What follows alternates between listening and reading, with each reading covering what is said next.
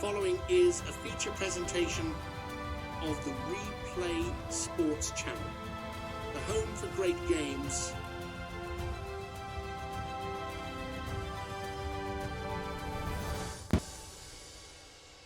Copyrighted by the WFL for the private use of our audience. Any other use of this telecast or any pictures, descriptions, or accounts of the game without the WFL's consent is prohibited.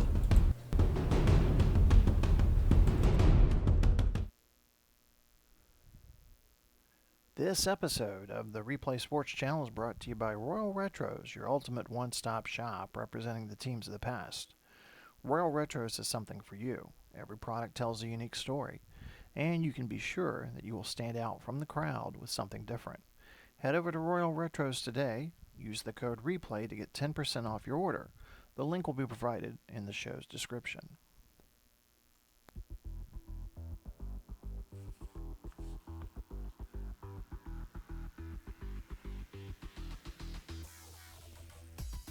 Hello again, everybody. Glenn Walker from the Replay Sports Channel Studios, bringing you another episode of WFL Inside Access.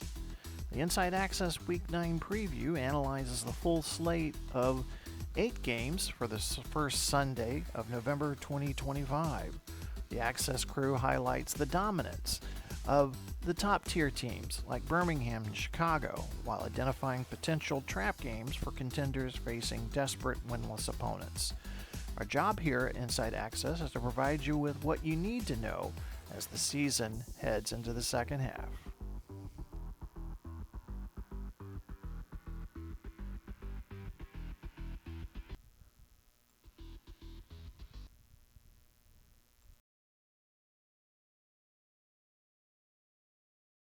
Fantastic to have you joining us today. Yeah, we are so glad you're here. Because if you're anything like me, you love the underlying strategy, the late game drama, the sheer unpredictability of professional football. Oh, absolutely. It's the best. But let's be honest, keeping up with every single shifting storyline and tactical nuance, that can feel like a demanding full-time job. Right, it really can. Well, that is precisely why we're here. Today, we are looking at a massive, incredibly detailed Week 9 preview document. And I mean massive. It really is. Yeah. We are talking comprehensive breakdowns of every single matchup, the betting lines, the projected game scripts.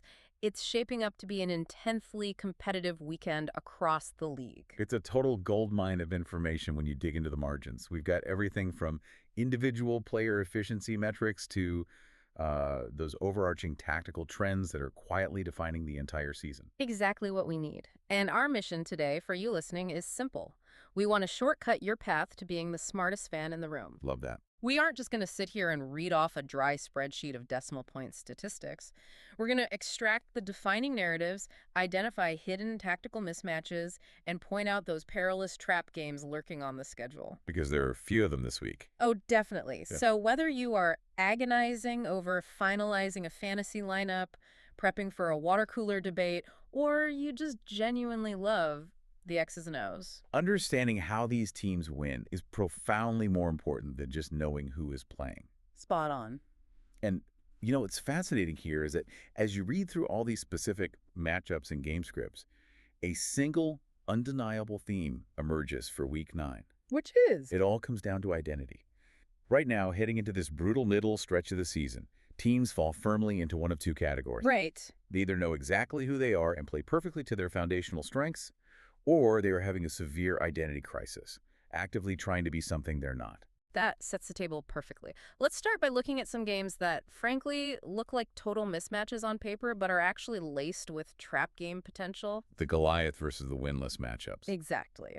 Okay, let's unpack this matchup between the 5-2 St. Louis Battlehawks and the 0-7 Pittsburgh Maulers. Right. St. Louis is favored by 6 points here. And their formula is just a masterclass in suffocating control. Methodical football, no turnovers, smothering defense. Just look at Tua Tagovailoa last week against Detroit. He didn't exactly light up the stat sheet. No, just one passing touchdown and a rushing touchdown. But he played surgical, mistake-free football. Yet, head coach Chip Kelly issued a very specific public warning to his team. Yeah, he said, don't look ahead to Chicago. Which is a remarkably necessary warning, right? It's incredibly easy for a 5-2 team to look past a winless opponent. But Pittsburgh is in pure desperation mode right now. And we always hear that cliche about desperate teams being dangerous. But let's break down what that actually means on the field. When a team is 0-7, they throw out the conventional playbook. Right, so trick plays. Trick plays, fake punts, going for it on 4th down in their own territory, unpredictable blitz packages. That tactical unorthodoxy is what St. Louis actually has to fear. But wait, when you look at Pittsburgh's roster, you have Patrick Mahomes, arguably the most talented quarterback in the world. Without a doubt. Yet he's struggling to find any rhythm whatsoever. Last week, he threw for under 200 yards. How does a Mahomes-led team struggle this profoundly? It comes down to the catastrophic failure of the roster around him. I mean, he is leading a team with the worst total defense in the league, Giving up nearly 460 yards per game. which is historically bad. And when your defense cannot get off the field, two things happen to your quarterback. First, you never develop an offensive rhythm because you're sitting on a freezing sideline for 20 minutes of real time between drives. Just getting iced out of the game. Exactly. And second, you start playing hero ball. You press, you force unnatural throws into tight coverage because you feel like you have to score a touchdown on every single possession just to keep pace. So if Pittsburgh's defense is that porous, how does this game actually script out? The projection heavily favors a 27-13 victory for St. Louis. The Battlehawks are going to lean aggressively on the rushing attack against the Pittsburgh run defense that simply yields ground. Long, agonizing drives. 14-play drives that control the clock and keep Mahomes strapped to the bench. And when Pittsburgh does pass, St. Louis will pressure Mahomes with a front that just sacked Brock Purdy 5 times last week. Wow. St. Louis wins by simply wearing their opponents down to the bone. Okay, so while St. Louis is trying to avoid a trap, Arizona is just trying to get back on track. Very different situation. We have the 6-1 Arizona Rattlers heading to Los Angeles to face the 0-7 Wildcats. Arizona is favored by 8. Now, Arizona is coming off a genuinely rare bruising loss to Denver. But they still have Bijan Robinson, who is having a monster season. He's leading the entire league with over 600 rushing yards. And you have to assume Aaron Rodgers is going to be incredibly hungry for a bounce-back game. Highly motivated. And this is a brutal mismatch for Los Angeles. Why is that? The Wildcats have the worst pass defense in the entire league. They're allowing well over 325 yards per game through the air. And they just let Josh Allen carve them up for over 400 yards in a 33-7 demolition. Exactly. And while Los Angeles had Russell Wilson make his debut at quarterback last week, They only managed 225 total yards. and completely failed to sustain drives on 3rd down. They cannot get off the field defensively, and they cannot protect their quarterback offensively. This feels like the textbook definition of a get-right spot for Arizona, doesn't it? Without a doubt. A get-right spot is essentially a matchup where a bruised or struggling team can simplify their playbook, execute their core concepts, and regain their swagger against an overmatched opponent. So just rely on what works. Right. If Denver was able to gash Arizona's defense last week, just imagine what Bijan Robinson is going to do to a Los Angeles defense that hasn't proven they can stop anyone. And Rodgers against a porous secondary. Oh, he loves utilizing play action, faking the handoff to freeze the linebackers, which is going to rip open massive throwing lanes down the field. The likely outcome is a 31-13 Arizona win, build a big lead early, and just manage the clock in the second half. Makes total sense. Now, while those games are largely about heavy favorites avoiding a letdown, things get really compelling when you have two completely opposing styles clashing on the field. The stylistic matchups are always the best. First up in this category, we have the 5-2 New Jersey Hitmen on the road against the 4-3 Baltimore Stallions. New Jersey is favored by 4. Pure stylistic collision. You've got New Jersey, a lead against the pass, allowing under 200 passing yards per game. Offensively, Justin Herbert is playing clean football, and Joe Mixon is capitalizing with timely runs. Now, if we connect this to the bigger picture, Baltimore has a completely opposing philosophy. They are perfectly content to win ugly, And they're coming off a bye week, right? giving them a significant rest advantage. They rely heavily on Matthew Stafford managing the game and Saquon Barkley controlling the tempo on the ground. 2 weeks ago against New York, they were down early, but flipped the game with a massive second quarter. Ultimately relying on their defense to keep the score low, they absolutely despise shootouts. But what does winning ugly actually look like in practice against a team as sharp as New Jersey? It looks like a grinding, low-possession test of wills. Baltimore wants to bleed the play clock down to 1 second on every single snap. Just draining the game? Exactly. They want to punt to pin New Jersey deep in their own territory. If New Jersey thrives on forcing turnovers, They had 4 takeaways last week, including a pick 6. Baltimore's entire goal is to simply deny them the opportunity to make those splash plays, shrink the game, and keep Justin Herbert watching from the sideline. So for you listening, the crucial insight here is that this game is incredibly tight and will likely swing on just one single bad throw or blown assignment. Precisely.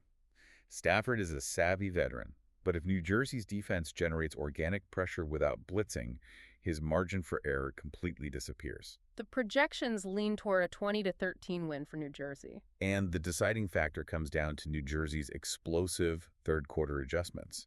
They have built a really dangerous habit of pulling away right after halftime. Baltimore will make it grueling, but New Jersey's takeaway ability usually tips the scales. In those tight defensive struggles, yeah. Speaking of heavyweights colliding, I am fascinated by this next matchup. The 4-3 Denver Gold visiting the 5-2 Las Vegas Outlaws. Vegas favored by 8 here. You have Denver's red-hot running game going up against the stingiest defense in the league. Last week, Denver's Derrick Henry put on a monstrous performance. Over 150 yards and 2 touchdowns. Helping Denver hold the ball for nearly 37 minutes. Geno Smith was highly efficient, and they snapped Arizona's unbeaten streak with pure downhill power. They brought the hammer, but Vegas brings the reinforced wall. Las Vegas allows a league-low 283 yards per game. Wow. However, they are suddenly looking a bit human.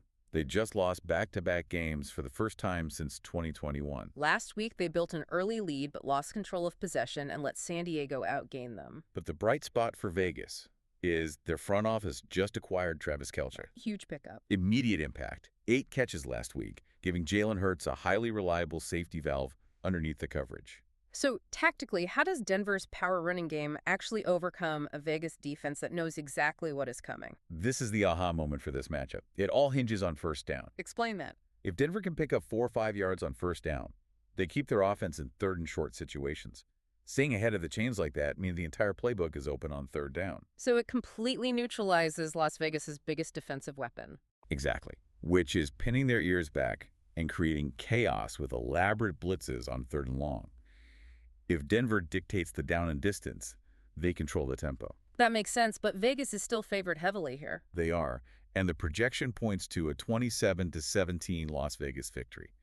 You really have to factor in the home field advantage and the immense motivation Vegas has right now to avoid a 3-game slide. Tactically, what do they do? Vegas is going to stack the box, meaning they'll put 8 defenders right up near the line of scrimmage. They're essentially daring Geno Smith to beat them through the air, suffocating Derrick Henry's rushing lanes if they can secure an early lead. Let's shift gears and talk about the teams that aren't just winning, they're dictating the terms of reality out there. Here's where it gets really interesting. The real contenders. We have the 6-1 Birmingham Americans visiting the 3-4 Tampa Bay Bandits. Birmingham is favored by 6, and their balance is genuinely terrifying. Best pass offense in the league. Nearly 295 yards per game. And they have the league's best run defense, allowing under 75 yards per game. It's the wall. Bo Nix threw for over 340 yards last week. Chuba Hubbard is grinding out tough yards. And then you have Jordan Addison and Justin Jefferson dominating opposing secondaries. They're a defensive coordinator's absolute worst nightmare. Because there's no right answer. Exactly. You can't put extra defenders near the line of scrimmage because Nix will burn you deep. You can't sit back in a soft zone coverage because Hubbard will run right through it. And those elite receivers seemingly win every single one-on-one battle. But we cannot completely dismiss Tampa Bay's momentum here. They are coming off their best comeback win of the season. Erased an 11-point halftime deficit against San Antonio. Joe Flacco threw 3 touchdowns. Cooper Kupp caught 2 of them, and George Kittle immediately made an impact attacking the middle of the field. So Tampa Bay is finding a rhythm with ball control and a sharp short passing game. But that brings up a massive tactical question for you to consider as you watch this unfold. Can Tampa Bay's offense function at all if their running game is completely erased by Birmingham's elite defensive front? And that is the crux of the entire game right there. If Birmingham halts the run early and forces Tampa Bay into obvious passing downs, the the Bandits' formula collapses. But wait, Flacco is a seasoned veteran. Can't he just rely on quick passes to Kupp and McLaurin to bypass the run game entirely? It sounds plausible, but not when Birmingham's linebackers are playing shallow because they don't have to respect the threat of a run. So those quick throwing windows shrink dramatically. Tampa Bay needs to win the turnover battle and hit improbable big plays just to hang around. The data strongly suggests a 31-20 victory for Birmingham. They simply possess far more ways to systematically dismantle an opponent.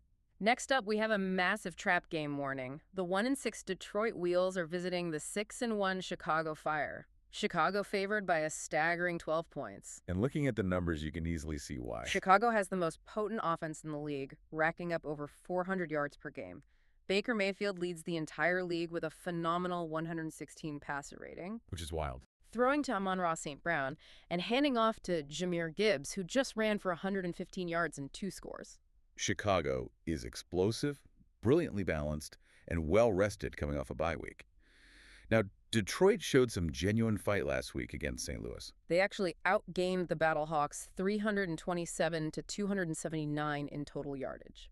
But Detroit's tragic, fatal flaw is unforced mistakes.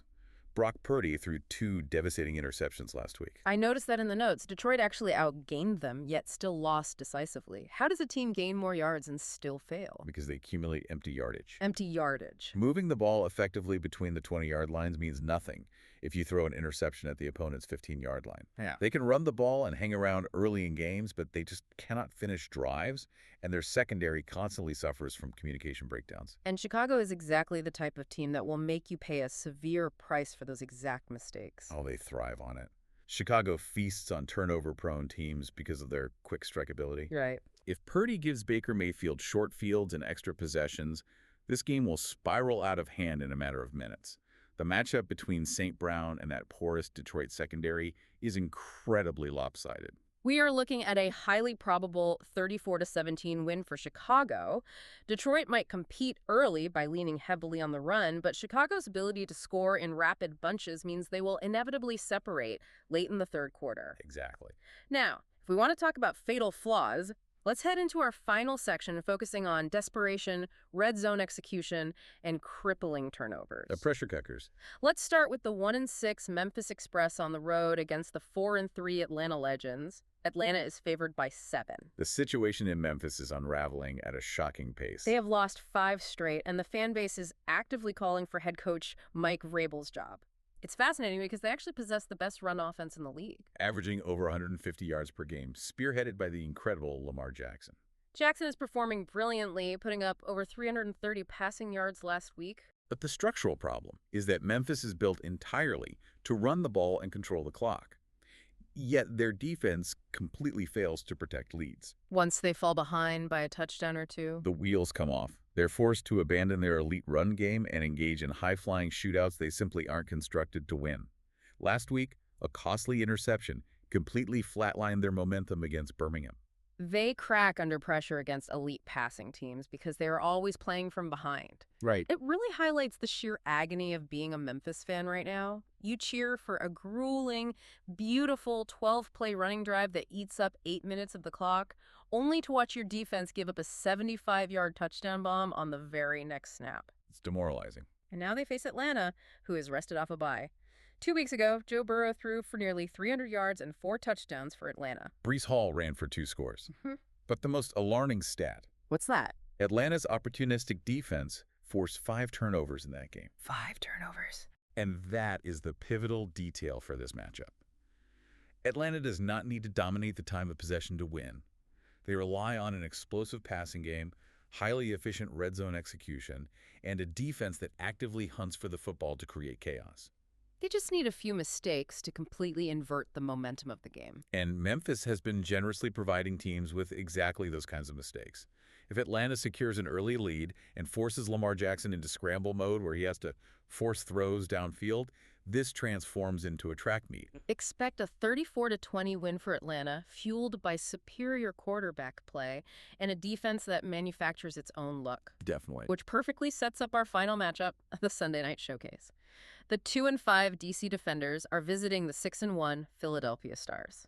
Philly is favored by 14 points. This is a tale of two jarring extremes. You look at DC's defense, and between the 20s, they are highly respectable. Boasting the #2 run defense in the league. But offensively, it is a systemic disaster. They have allowed a league-worst 30 sacks. They've committed a league-worst 15 turnovers.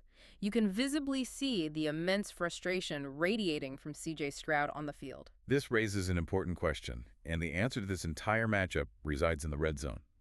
This is where the game will be won or lost. Break that down. Philadelphia is operating with terrifying perfection right now. They possess a flawless 100% red zone touchdown rate offensively. 100%. That's insane. When they get inside the opponent's 20-yard line, they do not kick field goals. They score touchdowns. Drake May threw for over 360 yards last week, distributing the ball to massive weapons like Drake London and Calvin Ridley. And defensively. Philly boasts the best red zone defense in the league, allowing touchdowns only 57% of the time. Now compare that alarming efficiency to DC, who has a miserable 48% red zone success rate offensively. They're literally the worst offense inside the 20, going up against the best defense inside the 20. It is a profound mismatch. Because of how the geometry of the field changes. When you get into the red zone, there is less field to defend, meaning the throwing windows become incredibly tight. Right. DC's offensive line simply cannot hold their blocks long enough in those compressed areas, which explains the league-leading sack numbers. If Stroud tries to press and force throws into those tight windows to keep up with Philly's scoring pace, the turnovers will quickly pile up. Philadelphia never wastes a trip to the red zone, while DC routinely marches down the field only to settle for a frustrating field goal, or worse, turn the ball over entirely. A clinical 31-13 victory for Philly is the anticipated result here. The Stars are simply too explosive, and DC donates far too many extra possessions to mount a serious threat. It is shaping up to be a very long Sunday night for DC. Well, just a quick bit of housekeeping before we wrap things up. 4 teams are getting some much-needed physical and mental rest on a bye week. We won't be seeing Cleveland, New York, San Antonio, or San Diego taking the field this weekend. Good week for them to regroup. Absolutely. So what does this all mean? As we zoom out and look back across all these comprehensive sources, the overarching lesson of Week 9 is starkly evident. You can boast elite statistics in one specific category. Like Memphis's unstoppable rushing attack. Or Detroit's ability to rack up impressive yardage between the 20s. But it means functionally nothing if a team lacks core discipline. If you turn the ball over, if your offensive line cannot protect your franchise quarterback, or if you consistently fail to execute when the field shrinks in the red zone, all of that raw talent is entirely squandered. It vanishes. The teams that are truly dominating this season, like St. Louis, Birmingham, Philadelphia, they play complete, highly disciplined football. That assessment is spot on. We've explored how teams like Baltimore can win grueling, ugly games simply by knowing exactly who they are and imposing that will. While incredibly talented rosters like Memphis or Pittsburgh completely unravel when they lose their foundational identity. Exactly. So as you settle in to watch these games unfold this weekend, ask yourself this. In those high-pressure, late-game situations, is it fundamentally more valuable to possess one unstoppable explosive weapon or to field a team that simply refuses to beat itself? Wow.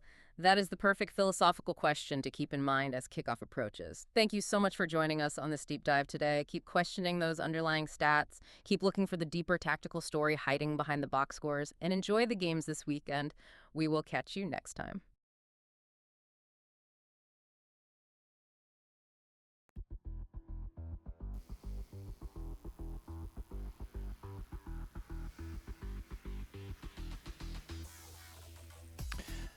You've been listening to WFL Inside Access Week 9 Preview Show. The WFL utilizes real NFL players and the advanced simulation capabilities of DK Sports Action PC Football.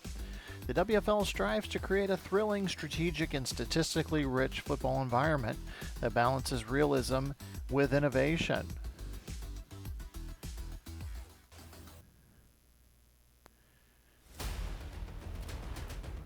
Make sure to stay tuned for our next episode, Sunday Night Football. The DC Defenders take on the Philadelphia Stars. Please make sure to like and subscribe to the Replay Sports channel. This has been Glenn Walker. Thank you so much for listening to WFL Inside Access.